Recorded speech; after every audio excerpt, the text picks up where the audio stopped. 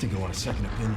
Resident Evil is a tough series to rank. The series is so prolific that you can find both genre-defining masterpieces and forgettable misfires sporting the Resident Evil name. I know that this was no way for anyone to die. Horrifying, challenging, and camp in equal measure, such a blend creates quirks that some may consider charming, while others find them simply painful. But make no mistake, the joy of working in volume is that there's a Resident Evil game for everyone.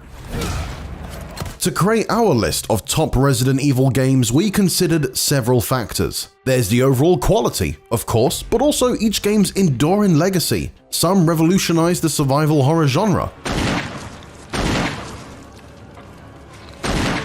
while others introduced bold new ideas to the series.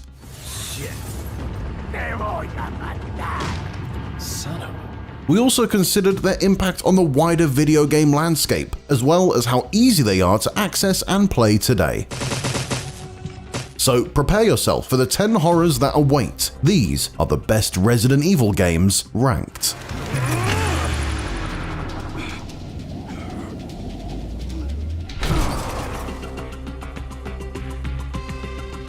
While 1996's Resident Evil may not be the prettiest, most intuitive, or even the best version of Capcom's original survival horror, it's undeniable how important it is, not only to Resident Evil as a series, but also to horror games as a whole. Yes, its writing is unintentionally campy. Did you kill Enrico? Really? Yeah, like this. Rebecca! And the tank controls are a pain to wrangle, but this trip to the labyrinthian Spencer mansion practically invented the genre's playbook. This is where we learn to conserve ammo, fight smartly, and unlock doors through completely illogical means, all to the tune of an offbeat yet iconic score. Wait, what is that? The graphics are now incredibly dated, which means much of what was once scary now seems, well, silly. And there are definitely areas of its short campaign that could be a bit of a hassle, but its overall charm and extremely campy presentation make playing this not only an itchy and tasty experience, but a memorable journey into the roots of one of the most prolific survival horror franchises.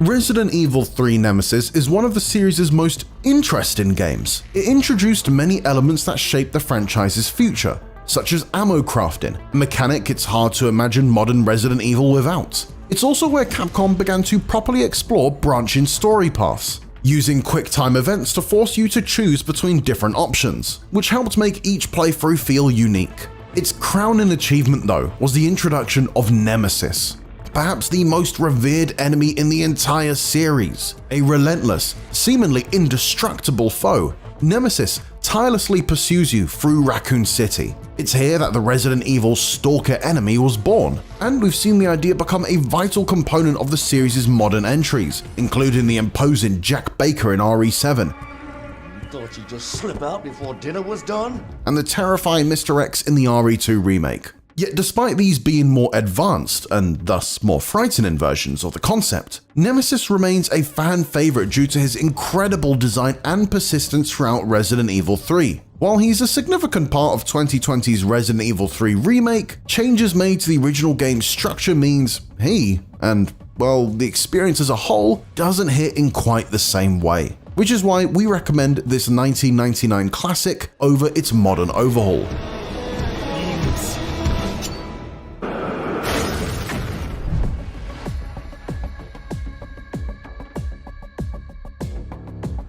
Family, son.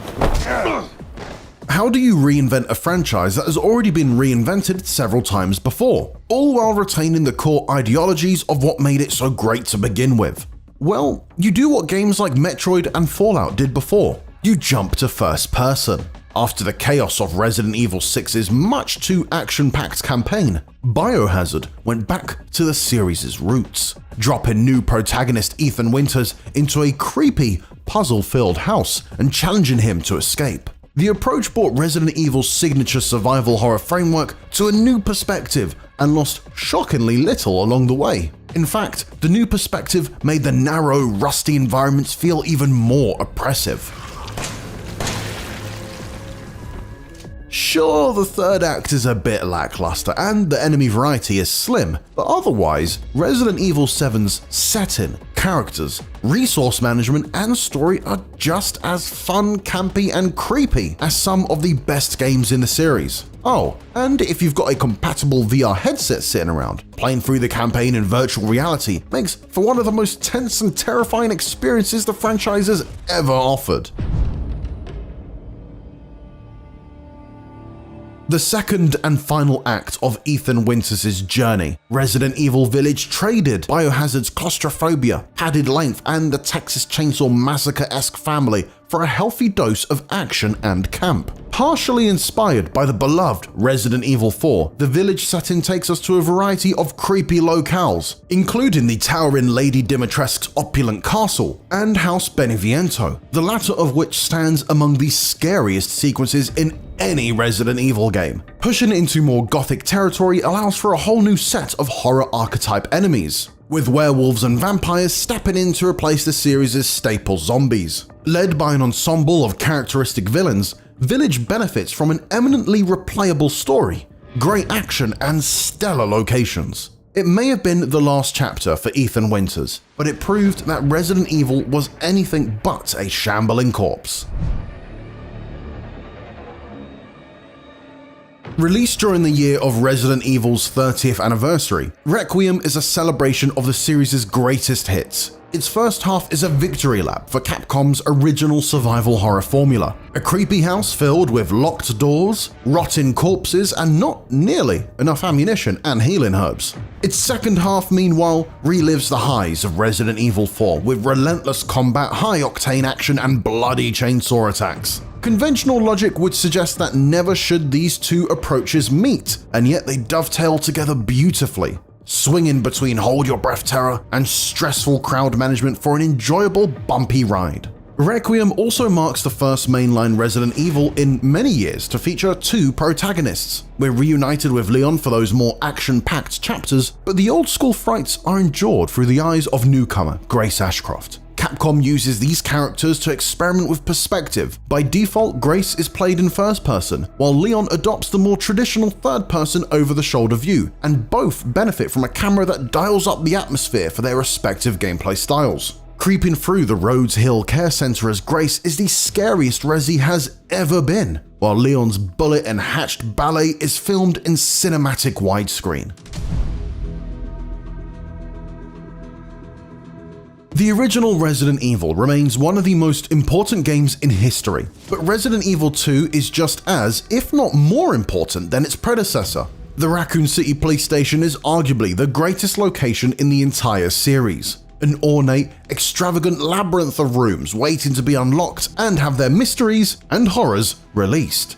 A fantastic A/B playthrough system lets you explore the zombie-infested building from two different perspectives, Leon and Claire's, with subtle but meaningful differences between each character's run of the campaign, making for substantial replay potential. And this is where we got our first taste of a wider world of Resident Evil. The original game's Spencer Mansion may have introduced us to Umbrella's evil, but in the streets of Raccoon City, we saw the full-blown consequences of the T-Virus. While the 2019 remake is just as good and the more approachable way to experience Leon and Claire's hellish nights in Raccoon City, the original Resident Evil 2 still offers a lot of charm and fear that deserves to be experienced at least once in your lifetime.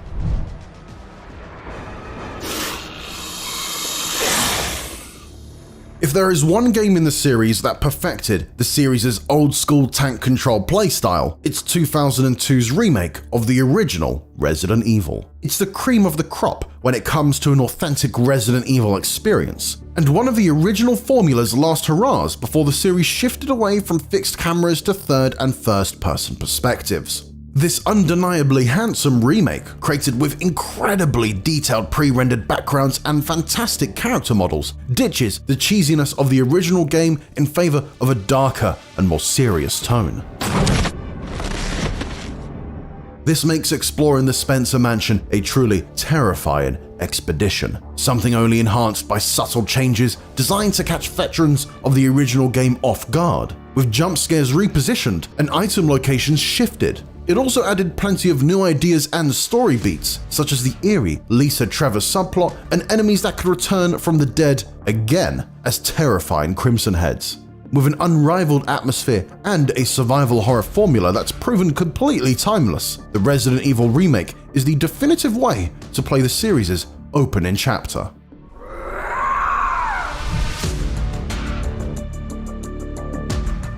While Resident Evil 7 brought the series back to its horror roots, Resident Evil 2's 2019 remake perfected them. This gorgeously gory return to the RPD benefits from modernized upgrades drawn from across the entire series, including an over-the-shoulder camera and the ability to freely move and shoot, plus ammo crafting and expandable inventory slots. For series veterans, it feeds off your familiarity with the iconic police station and circumvents expectations in unique and horrifying ways. It's designed with so much care and intent. Easter eggs are sprinkled throughout the station, accompanied by so many subtle updates that fit so perfectly, it's easy to forget they weren't present in the original.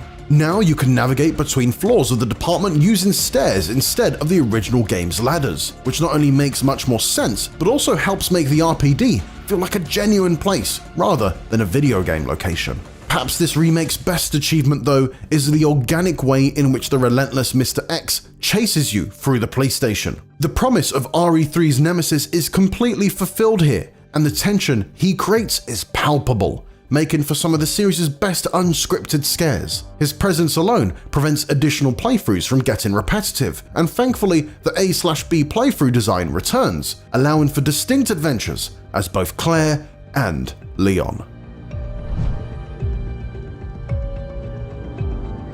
When Capcom began developing highly polished remakes of its classic Resident Evil games, it wasn't an obvious bet that it would overhaul Resident Evil 4. The 2005 original is one of the best video games ever made, and, despite a few dated mechanics, still plays wonderfully today. Yet in 2023, we got the Resident Evil 4 remake, a phenomenal recreation that made Leon's trip to the Spanish countryside feel even more sinister. Modernized controls allows his signature shooting dynamics to shine, and the original's wide array of set-piece ideas, from minecart rides to knife fights, are taken to impressive new heights. The gleaming polish, astonishing visuals, and friction-free combat arguably makes this the very best version of Resident Evil 4. Only the genuine originality of its source material could top it. The Resident Evil series has transitioned perspectives and approaches a lot, but no single entry was as revolutionary of a jump as Resident Evil 4. Evolving the series from locked camera angle survival horror to third-person action horror was nothing short of brilliant. But that switch alone isn't responsible for an absolutely incredible, near-perfect video game. The campaign is massive, packed with gigantic bosses, epic set pieces, and labyrinthian locales. The ambition of its scale is matched only by the precision-perfect gameplay that provides you with a ton of punchy weapons to utilize against hordes of horrible enemies. There really was nothing like it at the time, and so, unsurprisingly, its success not only changed the course of Resident Evil, but horror games in general. The likes of Dead Space, Alan Wake 2, and even The Last of Us have all been inspired by Capcom's revolutionary ideas. Modern players approaching it for the first time today may be slightly put off by its lack of run-and-gun gameplay, but if you can adapt to the stop and shoot and kick, grenade, knife, and suplex style of action, you'll be rewarded with one of the greatest single-player campaigns to ever grace a video game console. If you like your games with a layer of modern gloss, the Resident Evil 4 remake is a masterpiece that improves many of the original game's more dated aspects, but it can never claim to be as revolutionary as the original.